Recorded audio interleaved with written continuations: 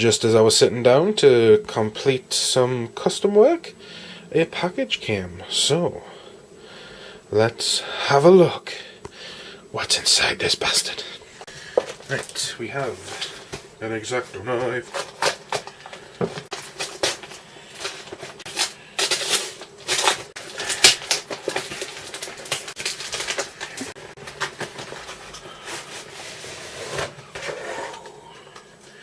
It's the Mojo series Psylocke. The back piece for the Mojo Builder figure. There's the back piece.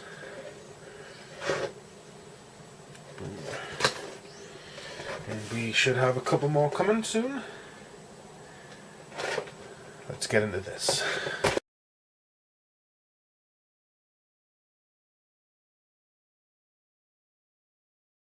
Marvel Legends Psylocke. First off, yep, I think this is, apart from a slightly, somewhat mannish face, everything else on the figure I like very much. I think it's a very nice sculpt, quite close to the character. Yeah, I just think it's cool. This is Jim Lee era Psylocke. I'm not sure if there's much difference in the Psylocke, so if she just tends to have the same look, but very cool. The only slightly disappointing thing is that she doesn't really... Well, she doesn't have a knife accessory, the Psy knife thing that she's famous for. What she did come with, though, is a stand. I got one of these with the Iron Man from the same series, which is the Mojo series. And I did not understand why we had this. I only figured it out when I got the Psylocke, that you put that on the floor, and the card backing of the box itself comes with a little diorama of sorts. And I think that's a pretty cool little feature. It's not something I'd display, I don't think, but the artwork's very nice, and it's a nice idea. It makes use of the packaging. Potentially, you can just throw away the plastic piece and you've still got a cool card back, and it would be a lot easier to store. And yeah, I think it's a neat idea. Not that I use neat very often, but we're going to use it today. I think it's a nice little idea. Cool thing of Wolverine in a vat surrounded by the hand. But yes. And another thing that it came with, Uncanny X-Men from 1990. I don't know what number it is, but I have read this since opening it, and it was a very enjoyable read. I have trouble with like very, very old comics. I don't count this as a very, very old comic because this is around about the time that I would have recognized these characters. So Psylocke, even though she's not someone who I've ever either been a huge fan of or have read a lot of, I'm very, like, I know her. Like, she's not someone I'm like, who is this character? But it's a very good comic. Pencils by Jim Lee. Artwork. It was a cool story. As far as a Psylocke story goes, at the first half, I was thinking this is a bit weak as far as Psylocke goes. It's more of a Wolverine story in his inner turmoil. But by the end, it's actually a redemption tale for Psylocke, and it's very cool. I liked it a lot. Yes, very good comic. If you can get it, read it. It was good. I enjoyed it. On to the figure. We have the second part of the Mojo Builder figure, which I am trying to build. I would like to get that at some point. She comes with the back part of Mojo's lower region. So now we have the back piece that came with the first appearance Iron Man. We have the lower body of Mojo, and we have more on the way. They haven't arrived yet, but I have a couple more pieces ordered, and I'm very excited to be getting them. Hopefully within the next month or so, I will have a fully constructed Mojo. But on to Psylocke. This is a great figure. The Not much to say on sculpting. It's a pretty bare body other than the sash which she has. I'm not sure if this denotes some kind of 10th level ninjutsu power or anything, or if it's just a sexy sash. But it's a sash nonetheless. And it goes all the way around to a big ass. But yes, it's mostly paint decals and it's pretty sweet.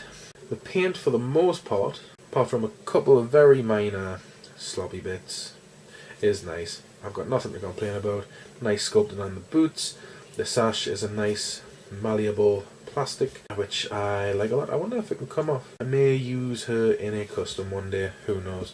The hair is nicely done. I like the hair. It is very well done, I think. It flows quite nice, and the bazungas, the less we say about that, the better. And yeah, the only real complaint is the mannish face. She has a big jawline. Obviously, or maybe not so obviously, I believe Psylocke to be an Asian lady. And as you can see from the artwork, she has quite a slender, pointed chin, a very, very feminine face, and the figure does not capture that. I'm not saying that looks like a dude, I'm just saying that is a very distinct jawline, quite wide, nothing like the artwork at all. The eyes are alright as far as ethnicity goes, and like I say, apart from that, it's a very nice figure. I just wish they'd spent a little bit more time perfecting the head sculpt. Onto articulation. The head looks down, the head looks no up at all. Turns very slightly right, a little bit more to the left. Let's have a look. They go all the way around, so that's good. They have double jointed elbows, swivels at the forearm, wrist articulation, forward and back, no around because we have the forearm articulation.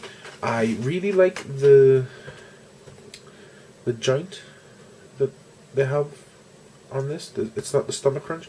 I would actually prefer to see more figures with this kind of diaphragm joint over the stomach crunch. We have the waist swivel. She's very stiff in the legs, and she doesn't do a Van Damme at all. She's pervert proof. Her legs actually start to come out of the joint completely if you try to go past that. So, but it goes forward. There is an upper leg swivel. We have double jointed knees. We have boot swivel, and as you can see, mine seems to be very loose, comes apart, and I could quite easily pop that off, but we're not going to. We're going to try and push it back inside. Yeah, that's just the thing I'm going to accept. So yeah, the boot swivels and the feet forward, feet go back, and we have the ugly Tie-Biz ankle pivot, but at least it works, unlike Hasbro Spider-Girl, which just, my version of the Spider-Girl, just, it has the ankle articulation, it's there, it just doesn't work. I can bend it, but it just slowly goes back, it doesn't like it. So at least there's one thing to say for the Tie-Biz ankle articulation, it works, even though I think it's ugly, personally. But if it works, don't fuck it up. Yes, so that is Psylocke, or slightly Tranny-Lock. Either way, I'm very happy with this figure. I got it for a decent price. I paid about £7 for this, not including postage and packaging. All in all, it came to about £10. But for a boxed Psylocke, yep, I'll have that. Very happy with it. I recommend this figure, especially if you're a tranny chaser.